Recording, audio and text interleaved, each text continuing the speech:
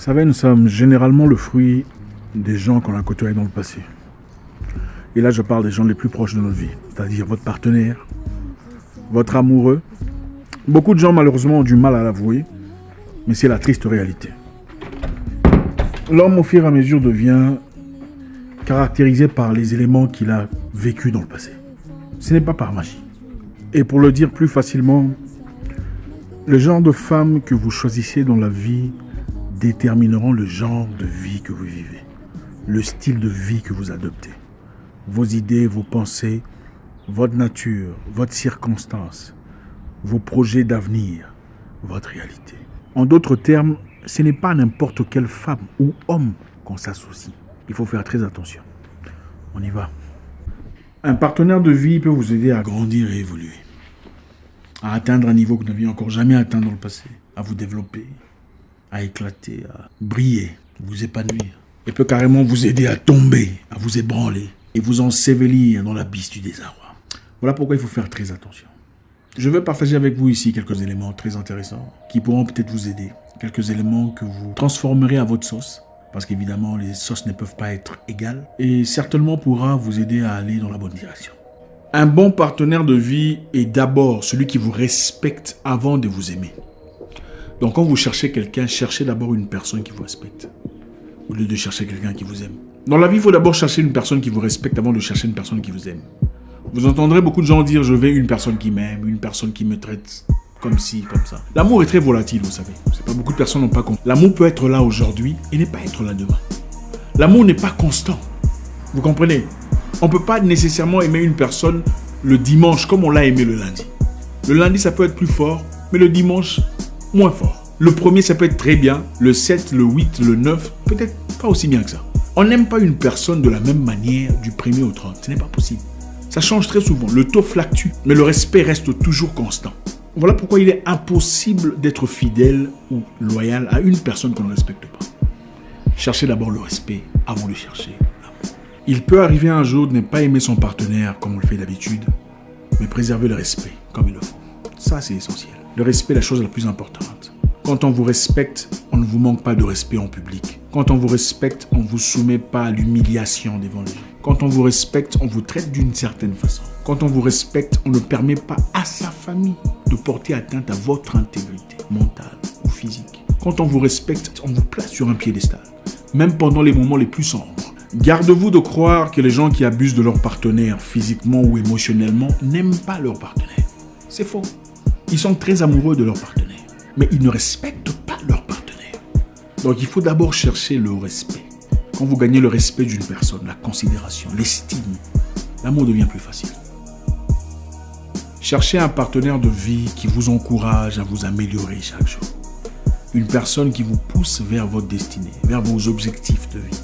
Aimer quelqu'un ou épouser quelqu'un ne se limite pas seulement à lui faire à manger, lui faire des câlins, avoir un foyer, faire le beau couple à l'église ou en public. Aimer quelqu'un, c'est beaucoup plus que ça.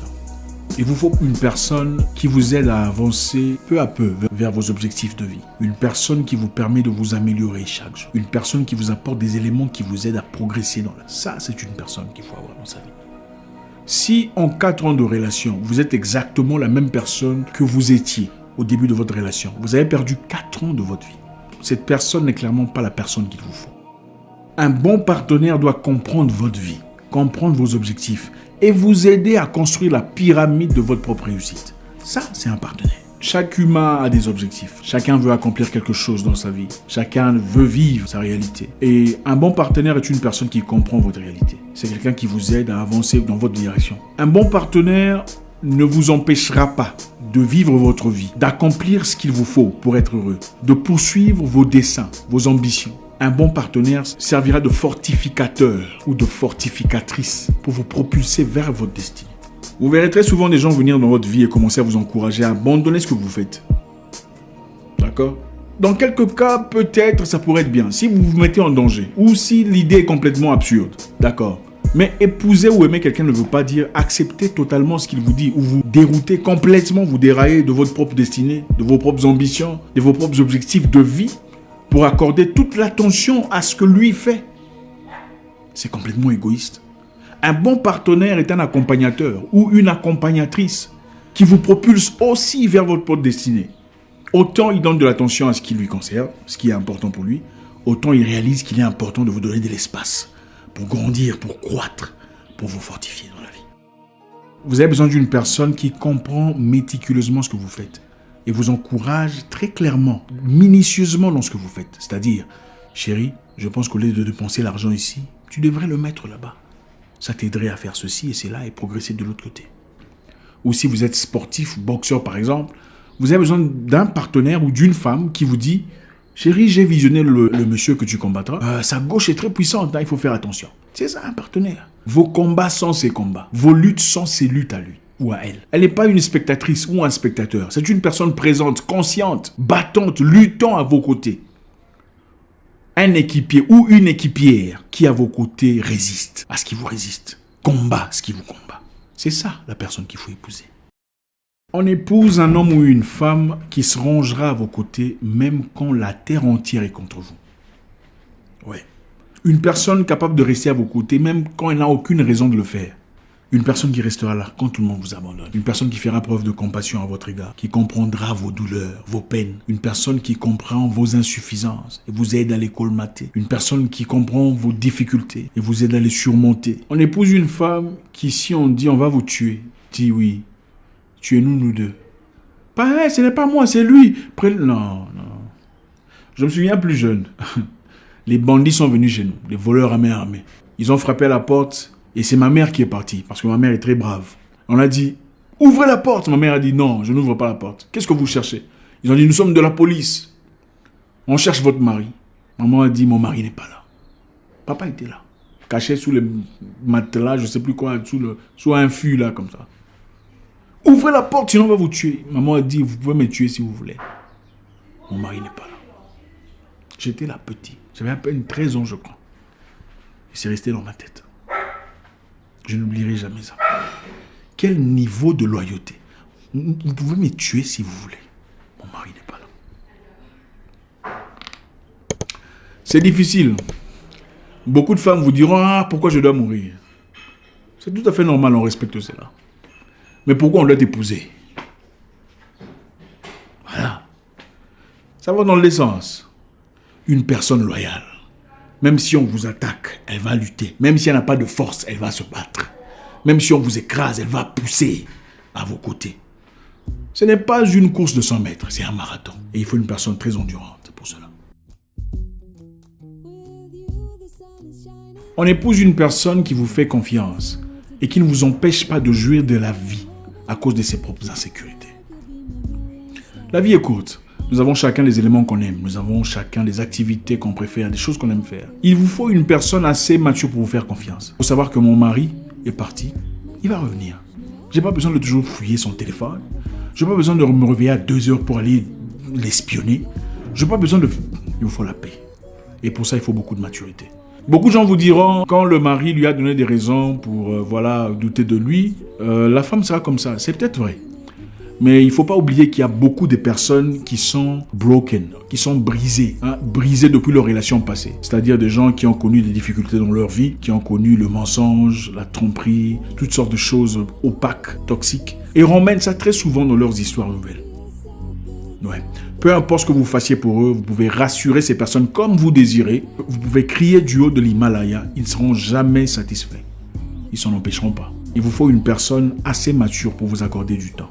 Du temps pour aller à la librairie, vous ressourcer, du temps pour aller faire des correspondances, des nouveaux networking, du temps pour vous développer, du temps pour voir des nouvelles horizons, du temps pour grandir. Et pour ça, il faut un bon niveau de maturité. Les gens ne comprennent pas, mais vous ne serez jamais heureux avec une personne si vous l'empêchez d'être lui-même ou elle-même. Si vous ne lui accordez pas le temps de jouir de son me time, donc le temps de moi, mon temps à moi. Le me time, ça peut être n'importe quoi. Il y a certaines personnes, leur me time, c'est aller marcher tout seul. Il y a d'autres personnes, leur me time, c'est regarder la télévision. D'autres personnes, leur me time, c'est parler avec un pote au téléphone. Si vous voulez lui ravir son me time, vous tuez son bonheur. Et ce n'est pas ça l'amour. L'amour a pour but d'être bien ensemble, de jouir, de rire, de... Voilà. Il faut beaucoup de maturité pour le comprendre. Comprendre qu'il ne s'agit pas seulement de vous, de vos intérêts, de vos sentiments, mais aussi de l'autre. Vous n'accomplirez pas vos projets de travail, d'ambition, de correspondance, de business. Si vous avez une femme qui, à chaque fois que vous partez en réunion, pense que vous êtes parti discuter avec. Voilà. Il faut épouser une personne dont l'ego n'est pas plus important que votre amour. C'est-à-dire quand vous avez un problème, son ego n'est pas trop grand pour vous empêcher de discuter ou de résoudre vos problèmes. En toute humilité. Parce qu'il y a des gens, je pense que vous le savez peut-être mieux que moi, qui quand ils ont un problème, ils doivent toujours avoir raison. S'ils n'ont pas raison, il n'y a pas de réconciliation. Et ça, c'est très toxique. C'est toxique. Vous ne pouvez malheureusement pas vous épanouir dans une histoire où l'autre a toujours raison et vous avez toujours tort. Où la personne ne reconnaît jamais ses torts. Alors jamais. Son ego est trop grand pour faire le premier pas. Trop grand pour appeler et dire je suis désolé. Trop grand pour dire écoute, on va résoudre ce problème. Trop grand pour dire écoute, assez. Vous avez besoin d'une personne qui met son ego dans sa poche pour favoriser l'intérêt de votre couple. Votre couple plus important que son ego. Elle peut avoir un ego aussi énorme qu'un tracteur vis-à-vis de n'importe qui, sauf avec vous. N'oubliez pas, ce n'est pas une compétition. On sait déjà que vous êtes forte, puissante, capable de résister pendant 1 semaine, 3 semaines, 1 mois, tout ça, sans discuter, sans parler, sans se justifier. Mais s'il faut le faire à l'égard de la personne la plus proche de votre vie, c'est une maladie mentale. À quoi ça sert? Vous avez besoin d'une personne, encore une fois, qui vous respecte, mais qui respecte aussi ceux qui vous sont proches. C'est-à-dire votre famille, vos parents, vos amis les plus proches. C'est important. L'amour, ce n'est pas seulement entre 2 personnes. En tout cas, pas en Afrique, je suis désolé. Hein, peut-être les amours, les amourettes, hein, derrière les maisons, derrière les murs, d'accord. Mais quand ça devient officiel, une histoire de famille, ce n'est plus entre 2 personnes seulement. Et il vous faut une femme ou un homme qui respecte vos parents, qui considère vos parents comme ses parents à lui. C'est vrai que c'est très rare, parce que les gens font très bien semblant. Papa, maman, après le mariage deviennent des tigres, ou surtout des tigresses. Ils séparent l'homme de sa famille complètement. Hein, prend en otage l'homme, on l'amène. Vous avez besoin d'une personne qui respecte vos parents, qui respecte vos frères et sœurs, les considère. Leur opinion est nécessaire, essentielle. Ça ne peut pas toujours être facile, ce n'est pas toujours facile. Mais il faut trouver un terrain d'entente. Malheureusement, beaucoup de personnes aiment trop la guerre. Apparemment, ils ont seulement l'amour pour l'enfant d'autrui, mais chargé de guerre pour le reste de sa famille. Ça, on ne veut pas. Ça, c'est la toxicité dans la famille des gens. Il faut prendre le temps qu'il faut pour analyser. Quelqu'un me disait, avant d'épouser une femme, il faut lui donner un ancien ordinateur. Un vieil ordinateur avec Windows 95. Le vieux là. Quand vous vous connectez sur Internet, ça fait... Il faut attendre pendant au moins 10 minutes pour avoir la connexion. Et observer sa patience. Après, c'est là que vous choisissez si vraiment elle en vaut la peine ou pas. Enfin, c'est une façon de parler. Vous devez avoir l'humilité, la simplicité, la bienséance, la bienveillance à l'égard de la famille de votre partenaire. On ne peut pas prétendre aimer quelqu'un si on n'aime pas sa famille. C'est un gros mensonge. C'est vous que vous aimez. Vous vous aimez vous-même. Et ce que lui vous apporte, ce n'est pas lui que vous aimez. Vous aimez la réalité que vous vivez avec lui. Ce n'est pas lui que vous aimez. Faisons très attention. Encore une fois, ajustez cela à votre propre sauce. Faites votre propre potage avec ce qui a été dit. Vous ne vivrez pas l'office pour lequel le Créateur vous a créé si vous êtes accompagné d'un mauvais partenaire. Mandela ne serait pas Mandela s'il n'y avait pas de Winnie Mandela. Obama ne serait pas Obama s'il n'y avait pas de Michelle. Michelle a joué un rôle très important. Elle était le mentor, la mentor de Barack quand il commençait dans leur office des avocats. Margaret Thatcher, Premier ministre de la Grande-Bretagne, n'aurait pas été la femme forte qu'elle était s'il n'y avait pas son mari. Merci infiniment, j'espère qu'on a appris quelque chose ce soir. Laissez un message, un commentaire, écrivez quelque chose, discutons, échangeons. J'espère vous parler encore très bientôt dans une nouvelle vidéo. Au revoir.